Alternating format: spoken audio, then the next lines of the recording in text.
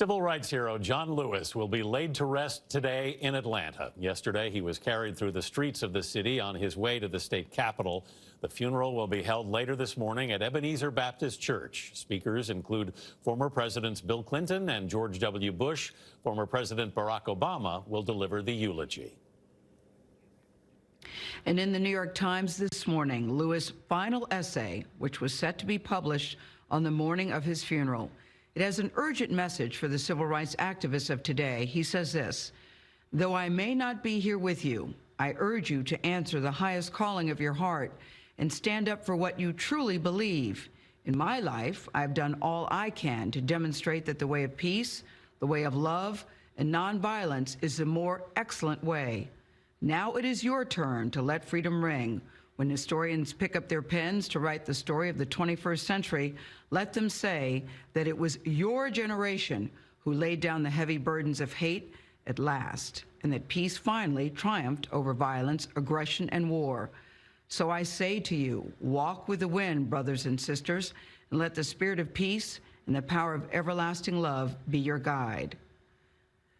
Boy, now let's go to the Ebenezer Baptist Church in Atlanta. CBS This Morning Saturday co-host Michelle Miller is outside. Michelle, those words just give me goosebumps. They are so powerful and so uniquely John Lewis.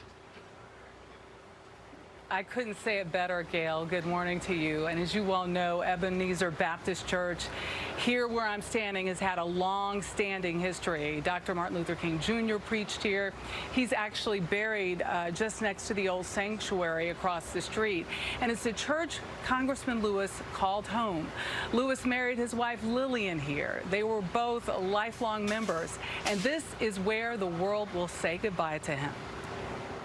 One by one, mourners went to the Georgia state capitol to pay their respects to civil rights leader John Lewis, a man who dedicated his entire life to fighting for equal rights. Now, the boy from Troy will be laid to rest in the state he's represented for more than 3 decades.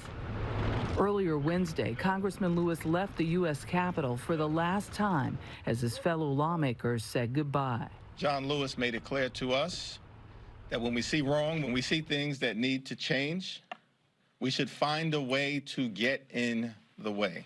Mourners greeted him in Atlanta, lining the streets as a hearse carrying his casket rolled through downtown. It stopped briefly at a mural of Lewis inscribed with the word hero. May his words, actions, and legacy continue to serve as our country's conscience. Georgia Governor Brian Kemp and Atlanta Mayor Keisha Lance Bottoms praised Lewis for his lifelong fight for equality, which continued right up to his recent visit to Black Lives Matter Plaza in Washington, D.C. Bottoms said his push to get into good trouble has inspired her actions as a leader. And so, Governor, when the good trouble continues, know that it is with the blessings of Congressman Lewis. He was warm and gentle and thoughtful. And while the nation has lost an incredible historical figure, I've lost my dear friend. Former Atlanta Mayor Bill Campbell was friends with Lewis for more than 40 years. He says Lewis leaves a legacy that will rival some of the greatest icons in history. When history is written, it will reflect the great figures of the 20th century, and John Lewis will be right beside those incredible figures. And of course, Mayor Campbell will be at the services along with Ambassador Andrew Young, the wife of Hank Aaron. These were couples, really, who were best friends with the congressman and his late wife, Lillian. We should note that after the funeral, the motorcade will take the body of the congressman past Atlanta City Hall, the Capitol, onto Southview Cemetery. That is where Lillian, his wife, is buried. And several churches around the country also plan to do their part to honor the congressman today. At 11 a.m. during the funeral services, houses of worship plan to ring their bells for 80 seconds to honor the 80 years John Lewis lived. Gail. Michelle, I talked to Ambassador Young yesterday. He mentioned the conversation, the interview that he had with you, and he said, listen, we should all remember that John Lewis started this work, this civil rights work at the age of 15. He made it to 80. He said that is victory, that is a celebration, and now it's time for him to go home. I thought that was very well said, too. Time for that rest. Yes, very well said.